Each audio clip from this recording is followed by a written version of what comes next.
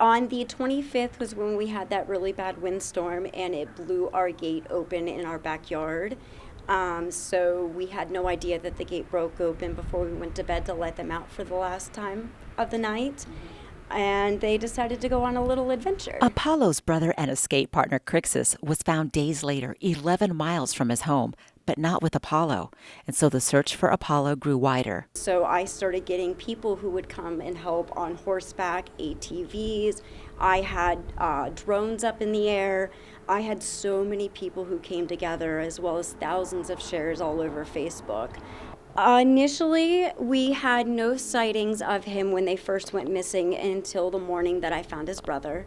And then there were no additional sightings until Monday morning at 3:30 in the morning. I got a phone call from Sherry's ranch that they saw him on their security camera footage. I was in Vegas working at the time, so when I ended up getting the call, I ended up quickly hopping in my car, getting all the way back here. I was here at about 5 in the morning, and we didn't see him, so we went locally around the area, up and down the streets, and we found him at about 7, but he was not willing to come to us. I don't know if people were scaring him, but I couldn't even get my car door open to the point where he took off. No, he had no idea it was even us. So there were no sightings after that until the afternoon. We ended up getting the phone call that he was in the area back at Sherry's again. At that point, we ended up getting people with search dogs. Andrea came out with her search and rescue dogs to try to see.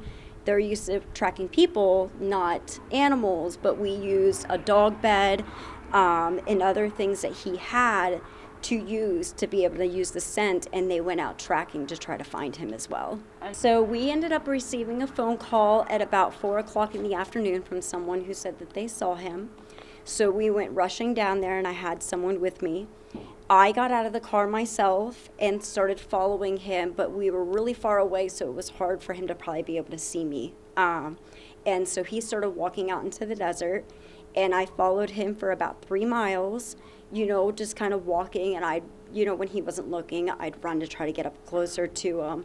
And as soon as he would look again, I'd stop, and we kind of went back and forth with that until eventually I managed to get out in front of him where the wind blew my scent towards him.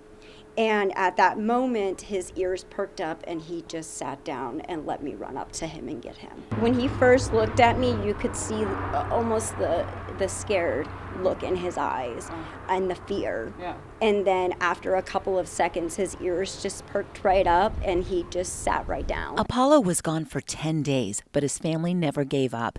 He was sore from his adventure, thirsty and hungry, but otherwise he's okay. Finding Apollo sort of became a community project. Many were looking for him, posting and calling with sightings. And they are so happy that he's home with his brother Crixus. The Lewey family is also very grateful to everyone who kept an eye out for Apollo. Thank you, and thank you for everyone who also helped me in the process of finding him.